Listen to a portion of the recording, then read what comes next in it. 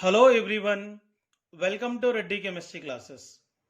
तो आज के सेशन में डिस्कस करने वाले टॉपिक है बोर्स एटॉमिक मॉडल। तो बोर्स एटॉमिक मॉडल को नील्स बोर साइंटिस्ट ने इंट्रोड्यूस किए थे और ये बोर एटॉमिक मॉडल में रहने वाले इंपॉर्टेंट कैरेक्टरिस्टिक्स क्या है और इसका इंपॉर्टेंट पोस्टलेट्स क्या है वो भी अपन डिस्कस करेंगे।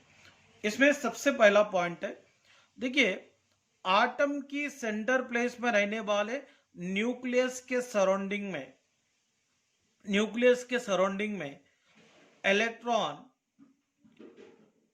डेफिनेट वेलोसिटी के साथ फिक्स्ड क्लोज्ड सर्कुलर पाथ में रोटेट करता है। सच सर्कुलर पाथ को कहेंगे यहां पर ऑर्बिट और शेल। और ये ऑर्बिट और शेल को रिप्रेजेंट करने के लिए नंबर भी यूज किए थे 1 2 3 4 और इसके लिए सिंबल भी है KLMN।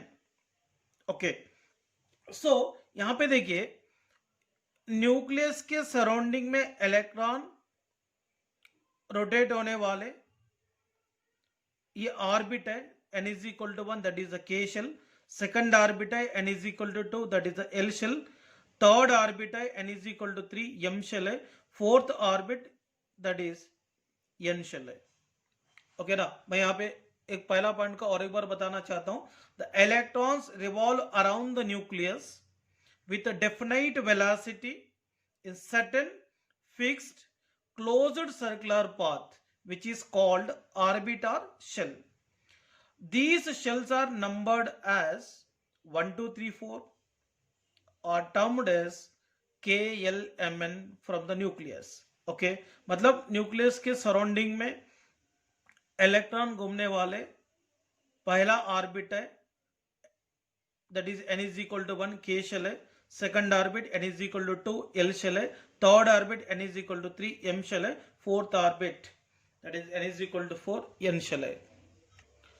Next, second point, each orbit is associated with a definite amount of energy, hence these orbits are called stationary orbits, stationary shells और stationary states।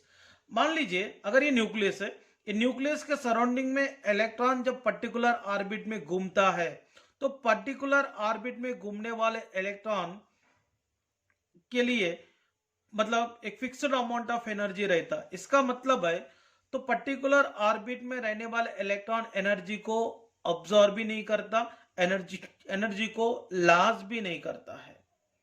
ओके ना, सच टाइप ऑफ ऑर्बिट को क्या बोलेंगे? Stationary orbit, stationary shells और stationary states बोलेंगे।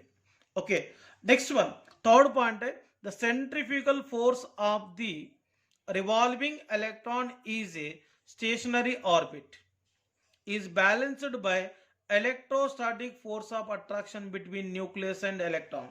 अगर मान लीजिए यहाँ पे न्यूक्लियस एंड ये इलेक्ट्रॉन के बीच में एक पर्टिकुलर ऑर्बिट में रहने वाले इलेक्ट्रॉन के बीच में मतलब जितनी इलेक्ट्रोस्टैटिक फोर्स ऑफ अट्रैक्शन काम करता है उतना ही ये ऑर्बिट के बाहर सेंट्रीफ्यूगल फोर्स काम करेंगे।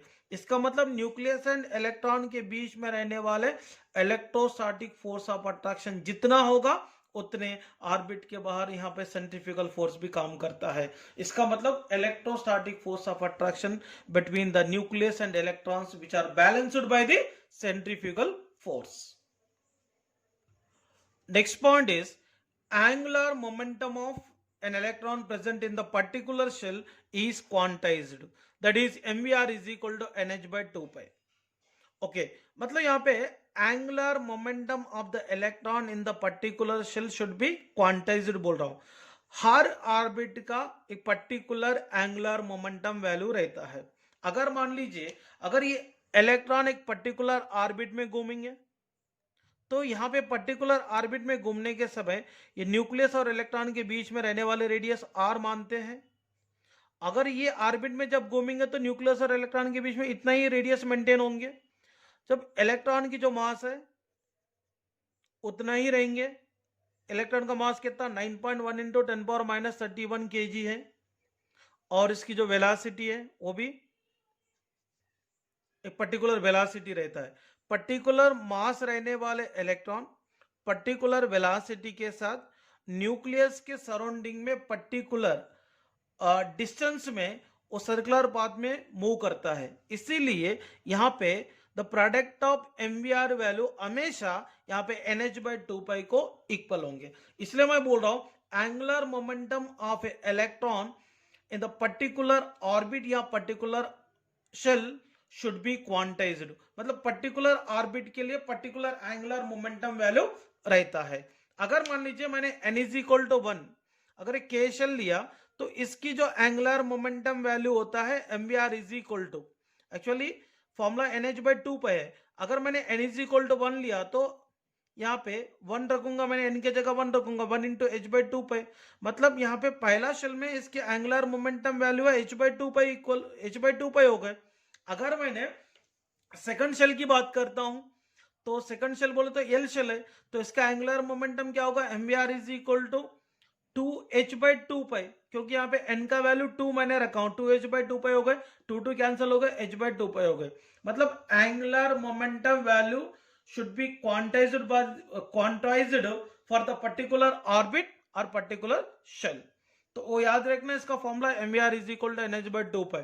समटाइम क्या करता है ये एंगुलर मोमेंटम का, तो क्वेश्चन डायरेक्टली भी आते हैं, कैलकुलेट दी नहीं तो ऐसा आएंगे, what is the angular momentum of a electron present in the 6th orbit या 7th ऑर्बिट और 8th ऑर्बिट, ऐसा डायरेक्टली क्वेश्चन आता है, इसीलिए आप लोग ये फॉर्मूला को याद रखना जरूरी है।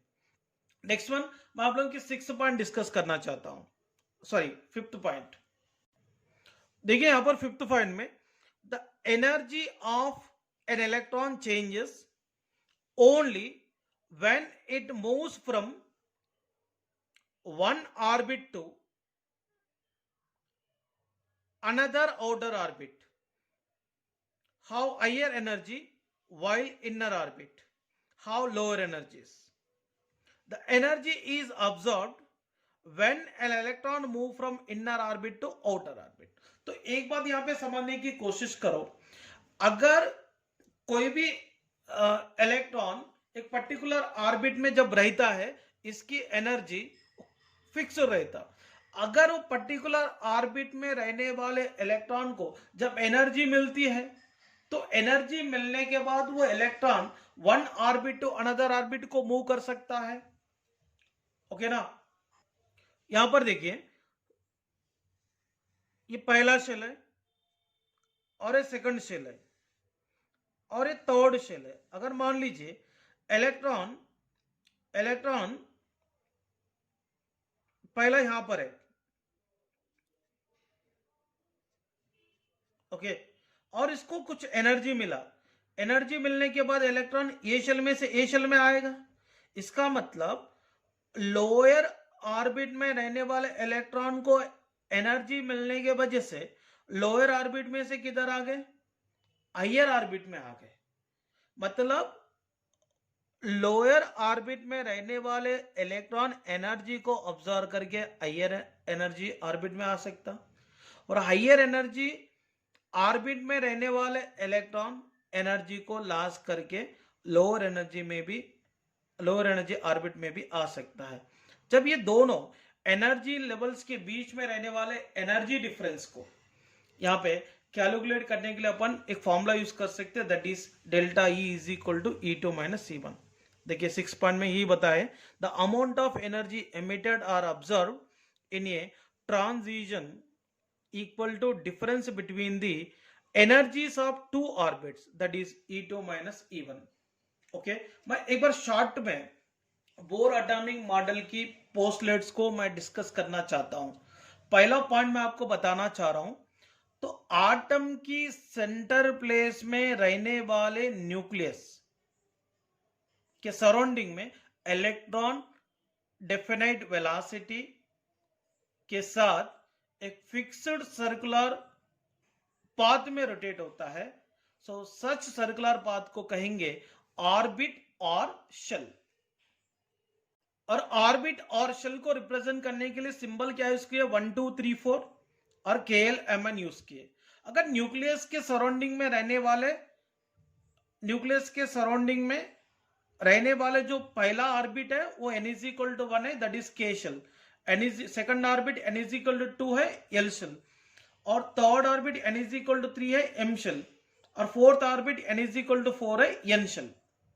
देखिए इसमें सेकंड पोस्टुलेट है, तो एक पर्टिकुलर ऑर्बिट में घूमने वाले इलेक्ट्रॉन के लिए एक फिक्स्ड अमाउंट ऑफ एनर्जी रहता है, मतलब each orbit is associated with a definite energy, so which is called stationary orbit or stationary shells or stationary states.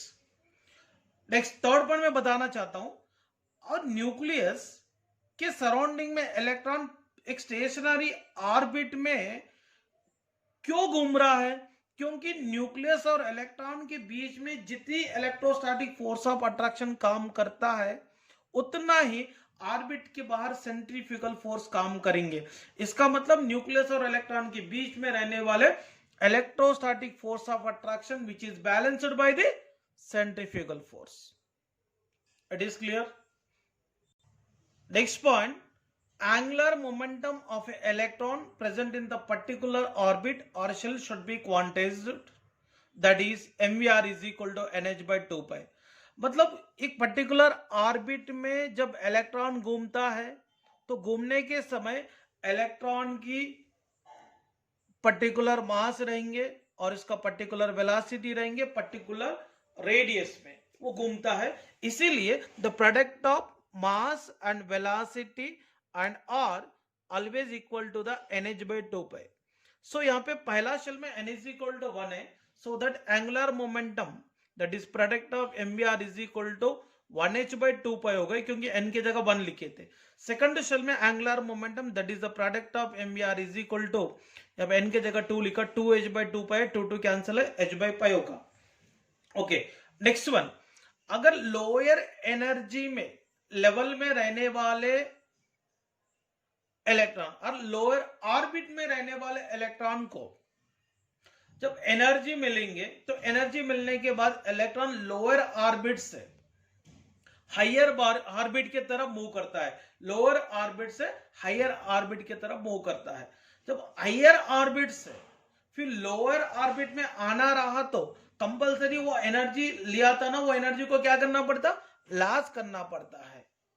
इसका मतलब लोअर एनर्जी में रहने वाले इलेक्ट्रॉन एनर्जी को ऑब्जर्व करके हायर एनर्जी लेवल में जा सकता, वो हायर एनर्जी में से लोअर एनर्जी में आना रहा तो वो क्या करना पड़ता? एनर्जी को लॉस करना पड़ता है। यहाँ पे लोअर एनर्जी से हायर एनर्जी में भी जा सकता, मतलब लोअर एनर्जी ऑर्बिट से हायर एनर्जी ऑर्बिट में जा सकता, और हायर एनर्जी ऑर्बिट से लोअर एनर्जी ऑर्बिट में भी आ सकता है। ओके ना? तो इसका मतलब यहां पे ये टू एनर्जी लेवल्स के बीच में मतलब कुछ ना कुछ एनर्जी डिफरेंस डेवलप होगा। वो एनर्जी डिफरेंस को निकालने के लिए यहां पे कौन सी फॉर्मूला यूज करना? Delta E is equal to E2 minus E1। तो E1 मतलब energy of lower orbiter shell, E2 बोले तो energy of higher orbiter shell. Next one,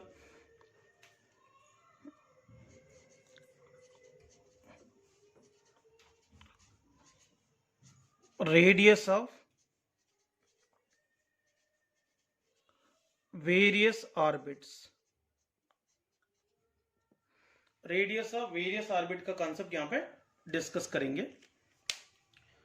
so bore atomic model में अभी डिस्कस किए थे, न्यूक्लियस के सराउंडिंग में इलेक्ट्रॉन फिक्स्ड सर्कुलर पाथ में रोटेट होता, वो ऑर्बिट होता है। तो यहां पे ये अलग अलग ऑर्बिट में इलेक्ट्रॉन रहा तो इसका रेडियस में क्या चेंजेस आता, इसके बारे में पता करने के लिए अपन यहाँ पे रेडियस का फॉर्मूला कौन सा यूज करना चाहिए और कौन सा फॉर्मूला से इसको अपन फाइंड कर सकते हैं, वो सब अपने को ये कॉन्सेप्ट में क्लियर हो जाएंगे। देखिए, न्यूक्लियस और पर्टिकुलर ऑर्बिट में रहने वाले इलेक्ट्रॉन के बीच में कौन सा फोर्स काम करेंगे? इलेक्ट्रोस्टैटिक फोर्स ऑफ अट्रैक्शन काम करेगा।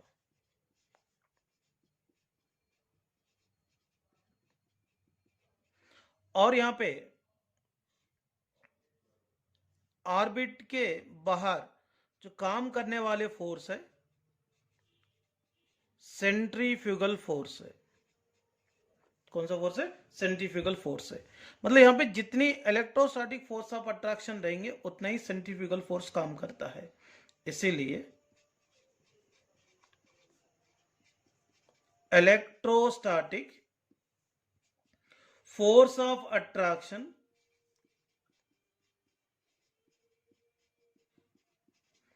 Is equal to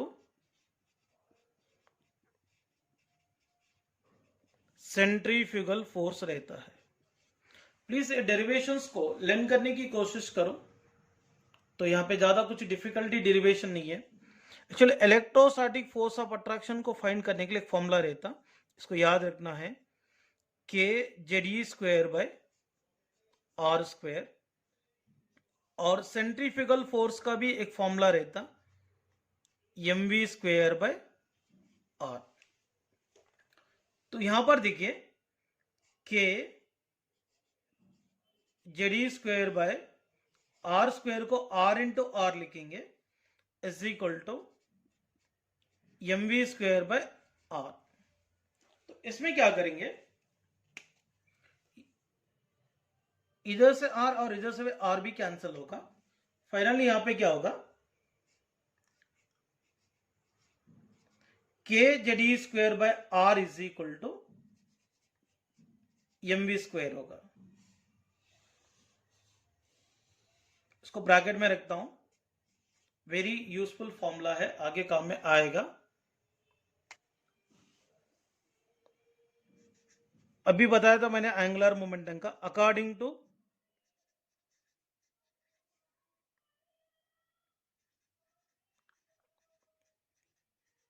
angular momentum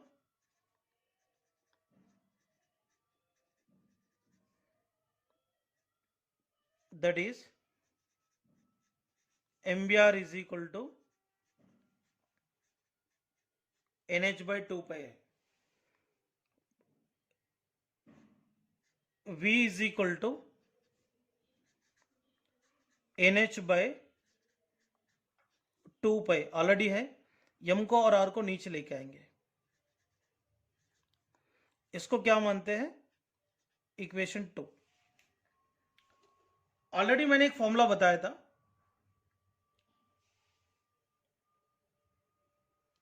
के Z E square by R is equal to mv square बोल के, फ्रॉम 1 and 2 से relation. Actually K Z E square by R is equal to M V square रहता था, but V के जगह अपन क्या लिखेंगे, N H by 2 pi M R square. मैंने इसको ऐसे क्यों लिखा था, एक्चुअली देखिए K Z E square by R is equal to M V square था। एक्चुअली ये पहला इक्वेशन बोल के मैंने बताया। So K Z E square by R is equal to M V square, ये पहला फॉर्मूला था। इसमें मैंने क्या करा, v के प्लेस में, ये v के प्लेस में क्या रखा, N H by 2 pi M R रखा हूं। बस समझ रहे ना, K Z E square by R is equal to M, और v की जगह क्या लिखा, N H by 2 pi M R रखा हूं, इसका होल स्क्वायर हो गया। इसके बाद देखिए K Z E square by R is equal to M into N square H square. 2 square बोले तो क्या होगा, 4 pi square M square R square है। इसको और क्या लिखेंगे, K Z E square by R is equal to M into N square H square by 4 pi square, M square को क्या लिखेंगे, M into M, R square को क्या लिखेंगे, आर इंटू आर। ओके, और इसमें क्या क्या कैंसिल होंगे, एम एम कैंसिल है, आर आर कैंसिल है, तो क्या मिलेगा यहां पे,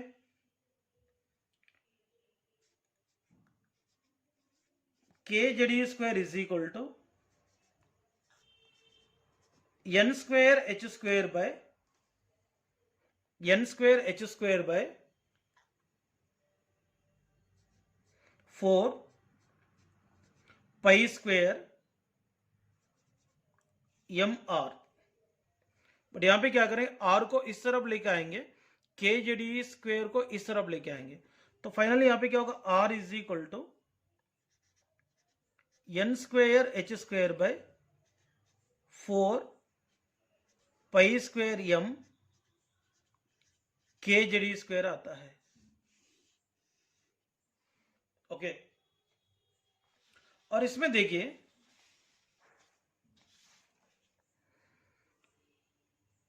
एच बोले तो कौन, प्लांक्स कांस्टेंट है,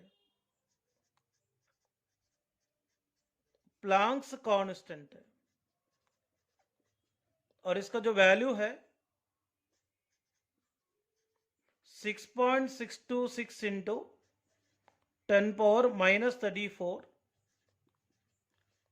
जूल सेकेंड। एम बोले तो मास ऑफ इलेक्ट्रॉन, इसका 9.1 इंटू 10 पावर माइनस 31 kg। के बोले तो अट्रैक्शन कांस्टेंट, अट्रैक्शन कांस्टेंट, इसका जो वैल्यू रहती है 9 into 10 power 9 newton metre square for coulomb square. E बोले तो charge of electron,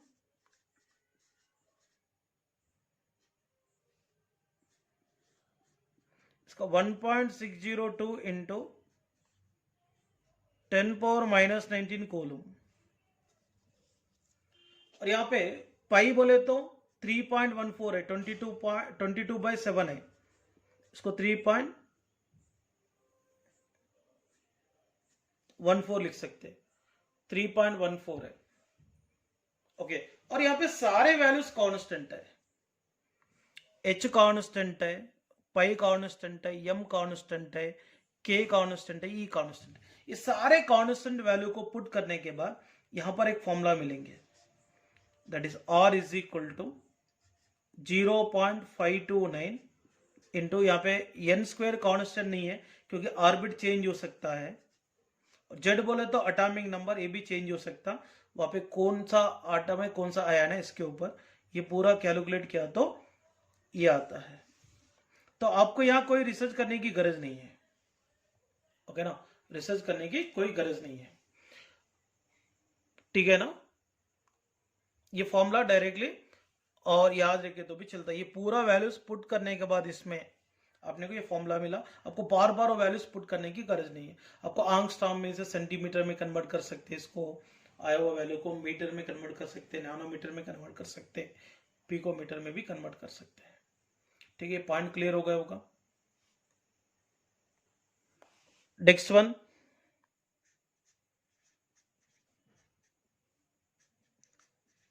velocity of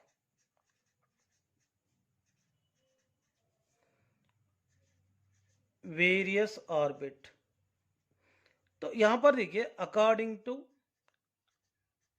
तो एक दो बार प्रैक्टिस करना पड़ता है, according to angular momentum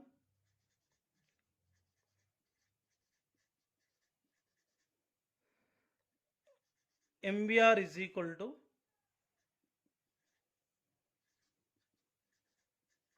NH by 2 pi, but अपने को वेलोसिटी निकालना, V is equal to NH by 2 pi mr, but we know the formula R is equal to, इससे पहले बताया था n square h square by 4 pi square m K Z E square, और ये R के जगह ये वाला पुट करेंगे तो V इज इक्वल टू क्या है, N H by 2 pi m, और R की जगह देखिए ये इनटू है, ओके ना, इनटू R की जगह क्या लिखेंगे, n square h square by 4 pi square m K Z E square.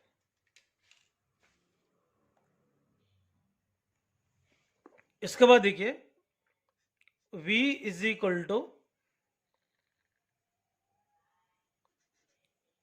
NH upon,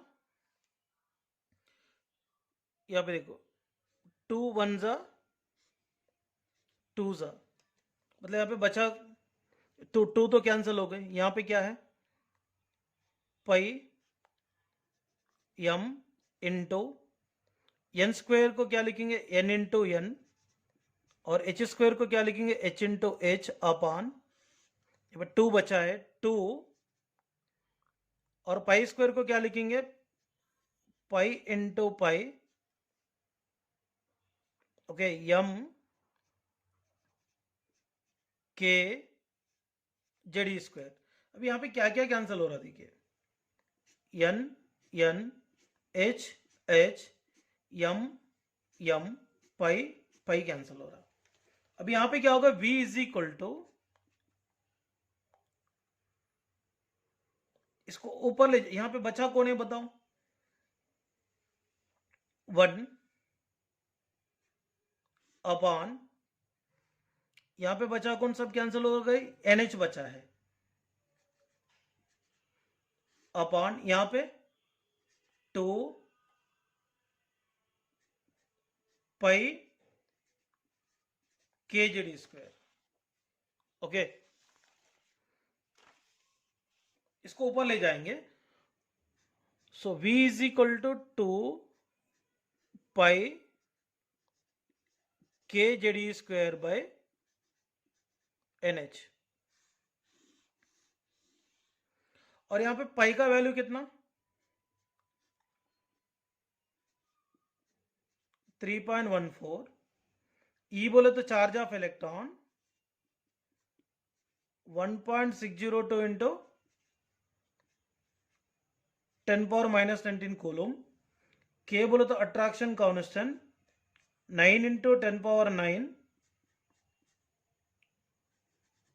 Newton metre square for coulomb square, H बोले तो Planck's constant 6.626 into 10 power minus 34 joule second. अगर ये सारे वैल्यूज को पुट करने के बाद अपने को एक फाइनल फॉर्मूला आता है, आप लोग पुट करके सॉल्व करने की कोई गरज नहीं है, इसमें h कांस्टेंट है, पाई कांस्टेंट है, k कांस्टेंट है, e कांस्टेंट है, सबको कैलकुलेट करके करने के बाद मिला हुआ फॉर्मूला 2.18 इंटू 10 पावर 6 इंटू, यहाँ पे z ऊपर रहता, z तो चेंज होते रहता है, अपॉन n, यह आता है मीटर पर सेकंड में अगर क्वेश्चन दिया तो। अगर आपको सेंटीमीटर पर सेकंड में दिया तो v is equal to 2.18 into 10 power 8 into z by n centimetre per second, okay, ये फॉर्मूला यूज करना पड़ता है। अब यहां कोई भी कंफ्यूजन नहीं लेना, बहुत आराम से एक दो बार प्रैक्टिस कर लो, लर्न हो जाएंगे। Next one, energy of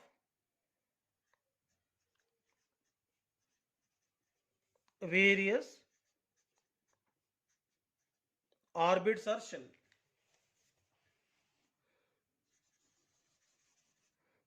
next one देखिए यहां पर total energy E is equal to potential energy plus kinetic energy. Potential energy plus kinetic energy. So but यहां पे please potential energy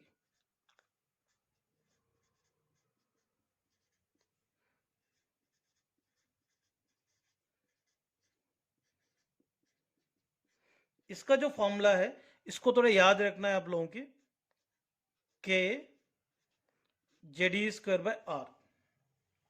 but kinetic energy is equal to actually क्या रहता है 1/2 mv square. मैंने already आपको radius में एक formula बताया था काम में आएगा बोल के स्टार्टिंग में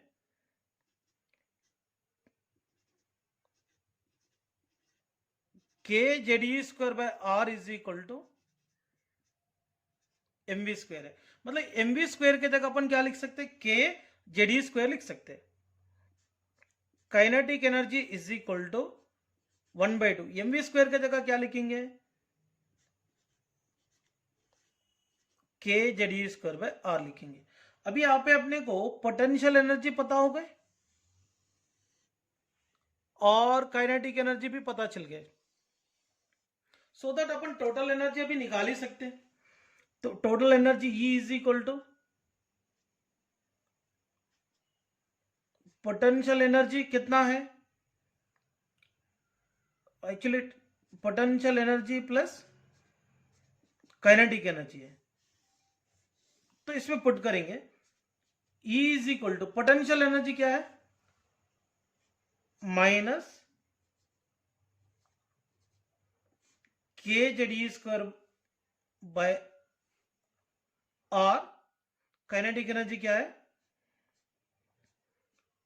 1/2 के जेडी स्क्वायर बाय. अब E is equal to minus K Z E square by are plus 1/2 K Z E square by are आ गया. तो इसमें क्या करेंगे E इज इक्वल टू यहां पे दोनों में कॉमन क्या है K Z E square by R common ले लेंगे. तो यहां पे ये -1 है इधर +1/2 है. इसको क्या लिखेंगे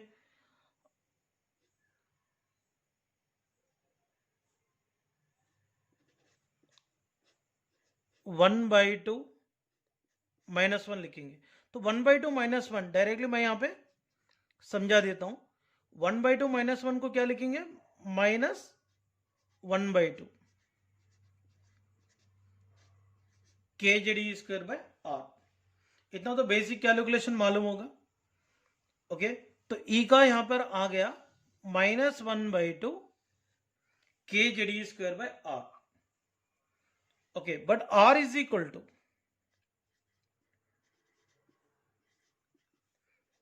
n square h square by 4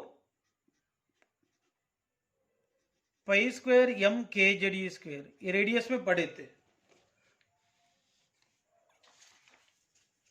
तो ये जो R का फॉर्मूला है यहां पे पुट करेंगे E is equal to -1/2 K Z E square by are के जगह क्या लिखेंगे n square h square by 4 pi square m K Z E square. इसको ऊपर लेके जाएंगे तो E is equal to -1/2 K Z E square into 4 pi square m K Z E square upon n square और h स्क्वेयर. 2 1 जा 2 जा. तो E इज इक्वल टू क्या होगा माइनस ये 2 को सामने रखेंगे k इंटू के स्क्वेयर, यहां पे यम है, z into Z square, E power 2 into E power 2, E power 4, और यहां पे पाई स्क्वेयर है upon N square H square है। इसको लिखेंगे E is equal to minus 2 pi square K square M Z square E power 4 upon N square H square आया था यहां पे। ओके,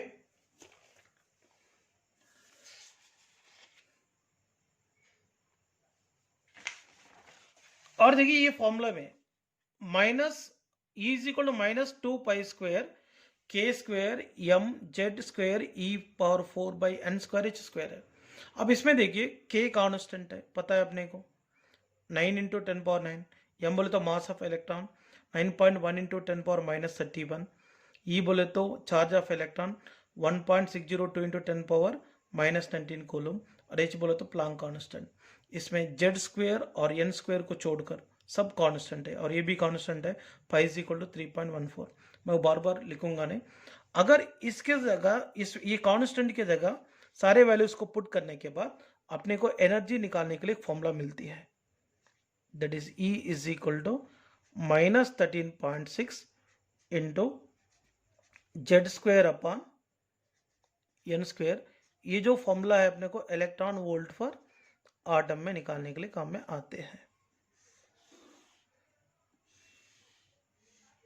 ओके, और यहां पे 1 electron volt is equal to 1.602 into 10 power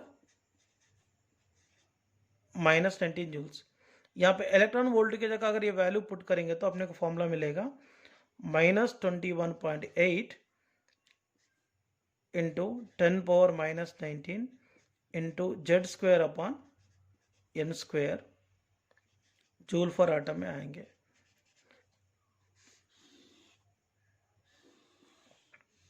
next one,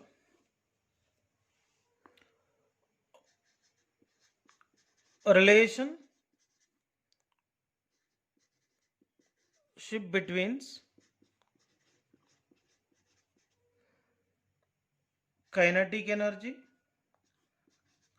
potential energy and total energy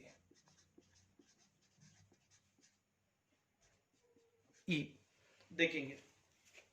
first of all ये जानने के पहले आपको ये फॉर्मूला तो मालूम होना चाहिए। Kinetic energy is equal to 1/2 K Z E square by R है, इससे पहले ही किए थे। और potential energy is equal to minus K Z E square by R है, और total energy is equal to minus 1/2 K Z E square by R है। और ये फॉर्मूला को इस्तेमाल करके रिलेशन कैसे बनाना है मैं आपको अभी एक्सप्लेन करता हूं।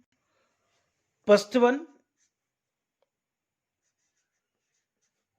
रिलेशन बिटवीन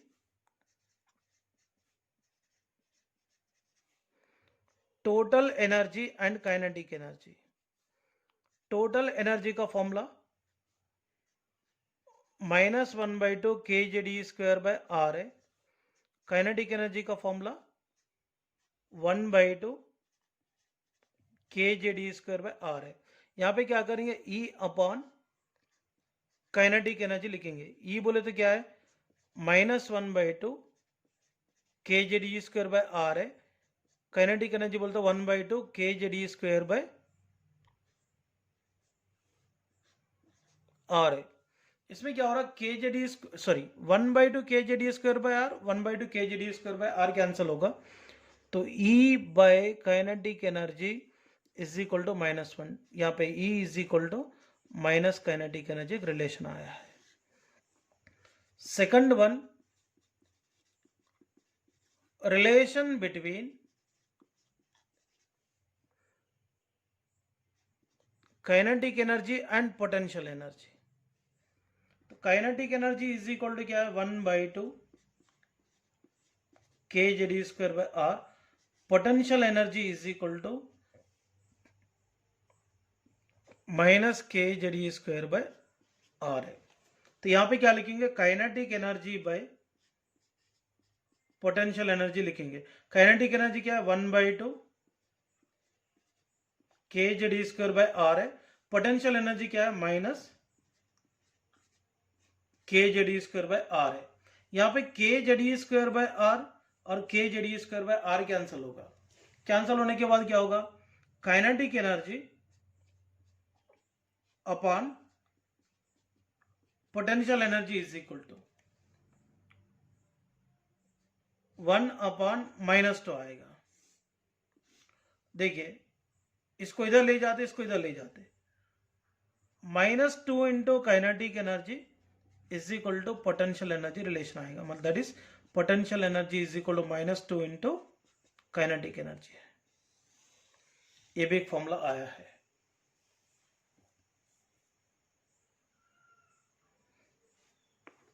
इसके बाद देखिए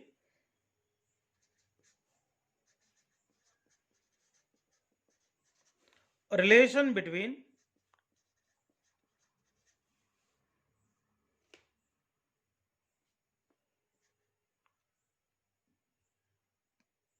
potential energy and total energy.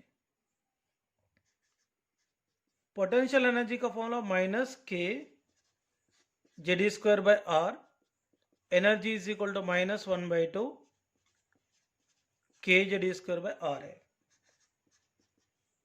Potential energy by E total energy is equal to -kZe²/r -1/2 kZe²/r। यहाँ पे kZe²/r kZe²/r कैंसिल है और माइनस माइनस कैंसिल है। तो यहाँ पे potential energy by E is equal to 1/1/2 होगा। इसका मतलब अपन क्या लिख सकते हैं,